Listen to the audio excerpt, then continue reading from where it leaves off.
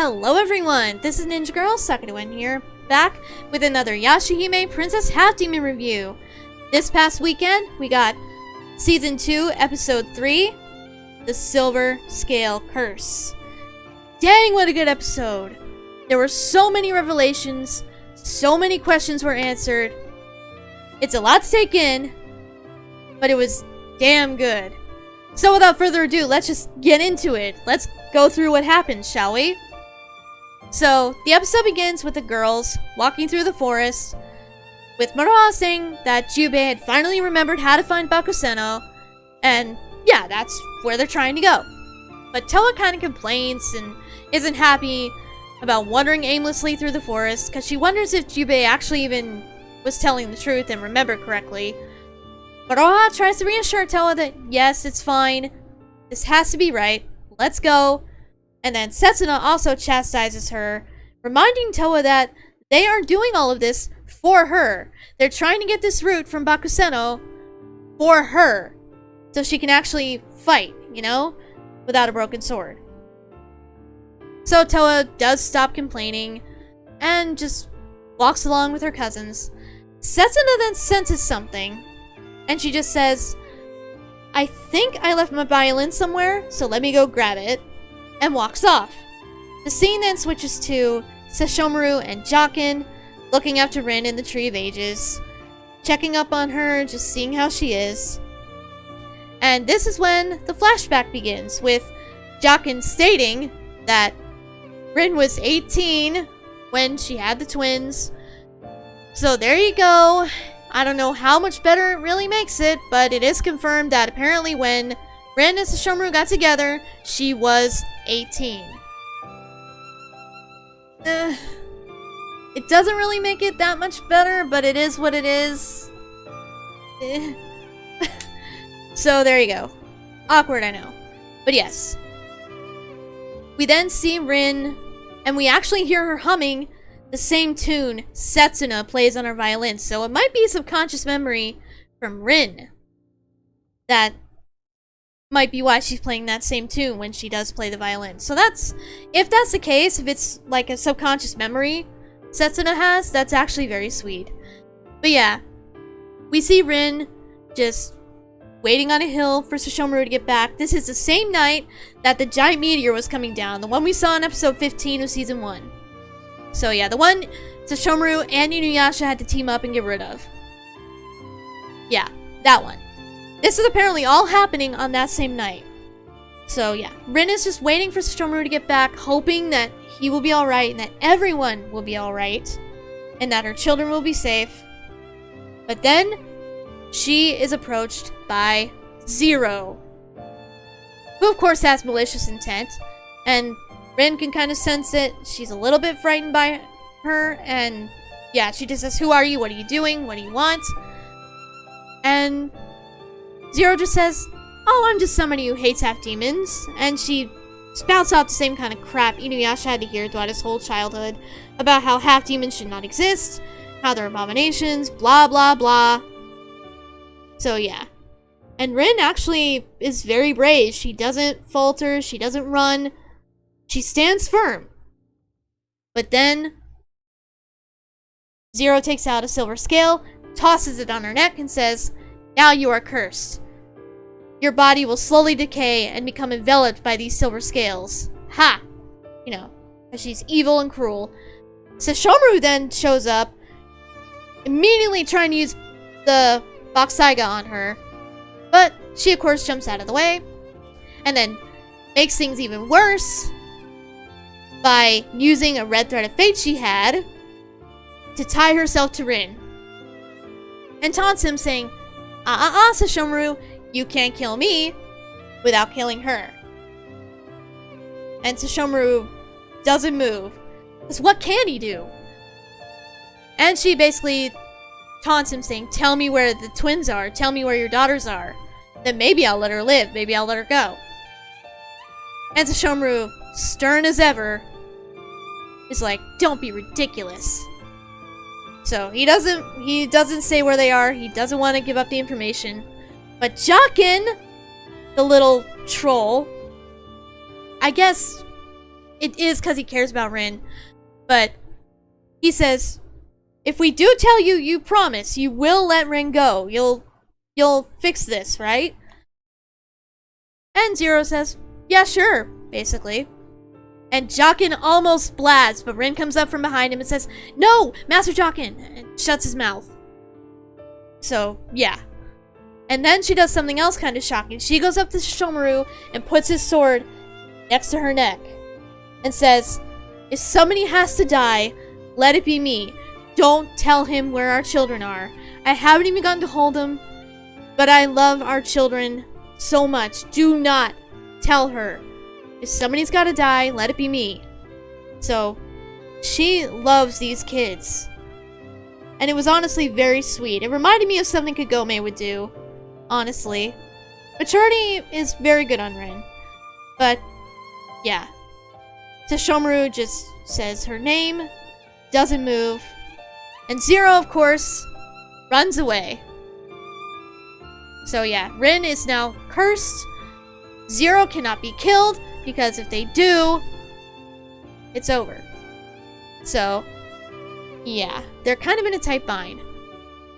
Jokin then says that they can maybe take Rin to the Tree of Ages and maybe keep her alive that way. And Rin is already starting to feel the effects because she even passes out. So, that's what they do. They take Rin to the Tree of Ages, hoping she'll be fine. But then, Jokin notices that the scales started to spread. Instead of there being 1 on her neck, there's now 2. So, their idea isn't exactly working.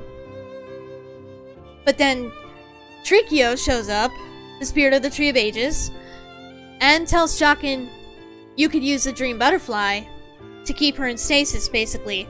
And she hands him a chrysalis for the Dream Butterfly. And says, place this on somebody close to Rin, and it will help keep her alive and sustain her. So, yeah. And you can see where this is going, probably. When Jokin brought Setsuna to Shiori's village, he placed the chrysalis on her. And that's why she can't dream. That's why this whole thing with the Dream Butterflies even started.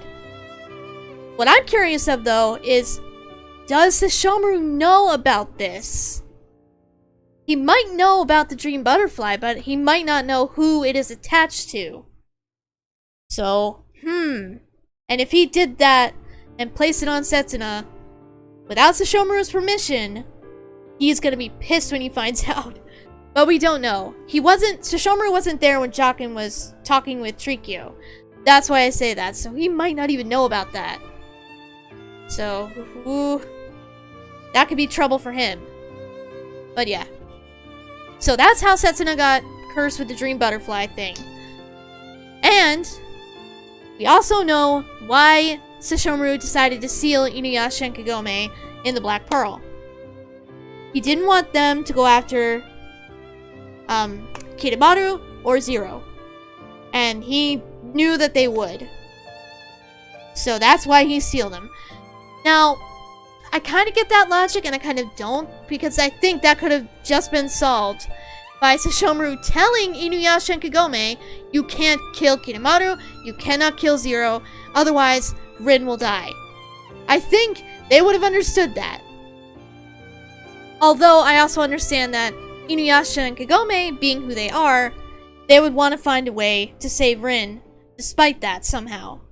So, I kind of get it, but it's still kind of annoying, because that's why they were taken away from Moroha for, 10 years?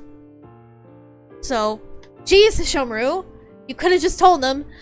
So, but it is what it is. Yeah. So, that is what happened with Rin. That is very good to know. We now understand everything that's going on with her, mostly. So yeah, also one more thing. Couldn't they have put the Dream Butterfly Chrysalis on Sesshomaru? Or maybe it has to be somebody human, or with human blood, I don't know. That part's never explained. But yeah, either way, we have our answers, and we understand fully what's going on. Kind of. Mostly everything that's going on. There's still some questions. But yeah. The scene then switches back to the present after all that. And we see Setsuna again walking through the forest. And she runs across some, I guess they're ogres. They look like ogre demons. And they want to attack her. They know she's Sesshomaru's daughter. They want to attack her. And she feels confident at first, but then her Naginata doesn't work like it had in the past. I guess it's a good thing because you don't want her too overpowered. But, yeah. So she almost gets in trouble. And especially even more so when she sees the green pearls with one of them. However, she is saved by a sword that comes in and slices these ogre demons all to hell. So yeah. Lucky for her. But that is when we see that the person who sent the sword is Riku. And he, of course, took the green pearl. I'm not sure if he may have had it before. But either way, he certainly has it now. So yeah. And Setsuna goes and confronts him, saying, "What are you doing here? You're with Zero. What do you want? Are you after us?" You know. And Riku tries to say, "Oh, no, of course not. I'm just protecting Lady Towa." And Setsuna also could sense that he had been following them for a while. So yeah. But he claims it's all to help Towa, all to kind of look after her. And he helps Setsuna because he knows that if something happened to her again, Towa would be sad, and he doesn't want that. So they're really trying to push the Towa and Riku thing, which... I'm not for it personally. And of course, their romance, if you want to call it that, doesn't hold a candle to Inuyasha and Kagome's romance, because it was just developed so well over the course of the series. So, yeah, it's just, whatever. But at hearing this, Setsuna tells him, "Alright, you can follow us as long as you're trying to help Towa. But, you know, step out of line, and there'll be trouble." And even Riku admits that he doesn't want to have a confrontation with her every time he's around. So, yeah, he agrees. And he tells Setsuna that Jubei was indeed wrong, and he gives her a proper map to where Bakuseno is, and takes off. So Setsuna then catches up with her cousins, or her cousin and her sister, excuse me, and shows Moroha the map and tells her, yeah, Jubei lied again. So they make their way to where Bakuseno actually is. So, yeah. But then we have one final big revelation at the end of this. So Riku gets back to Zero. He has all the pearls now. He gives them back to her and says, now you can take back your power, and if you want, the degenerate age can begin. And she is, of course, kind of glad about this. Not sure about starting the degenerate age quite yet, but she is happy to have the power, or that she will have the power when she takes it back from the pearls. But then, here's the shocking revelation. She reminds Riku that he was created from a horn of Kiremaru, a horn that Toga had cut off. So we knew he had some sort of connection to him. We knew Riku had some sort of connection to Kiremaru, and that's it. So interesting. I thought Riku was a Shikigami, like one of the little girls that Kikyo had following her around. That's what I thought, but apparently no. And she also reveals that Kiremaru can see everything he sees through his eyes because of this, and orders him to leave. So, and he understands and agrees. And then, when Zero tries to take back her power from the pearls, she sees that they have been tainted with the memories of everyone who has held them. So, Towa, Moroha, Inuyasha, and Kagome, all that. So, interesting. Yeah.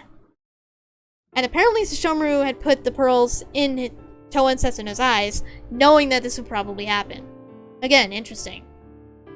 And then, finally in the episode, we see Moroha and her cousins finally make it to Bakuseno, And at first he's reluctant to give them any information that they need to get the route, but Moroha butters him up and gets the information out of him because she's just that awesome and great, and she was adorable. She makes some of the cutest little faces in this part of the episode. I love it so much. But yeah. They then know that they have to go to this mountain. I forget the name of it. Mount Musabi is apparently where this route is. So, that's where the episode ends as they make their way there. So, there you have it. Very good episode. And the next one looks to be even better. This might be... The upcoming episode might be where Moroha sees her parents. I hope to God it's not an illusion, but we'll see. But I think that will do it for this review. Great episode. Really enjoyed it. I'm glad we got so many answers. So yeah, I hope you enjoyed this review. If you did, leave a like, share it around if you want. If you want to follow me on Twitter or support the channel on Patreon, both links will be in the description below. And yeah, until the next episode, which I really hope it's what I'm hoping it is. We'll see though. But till then, see you guys later.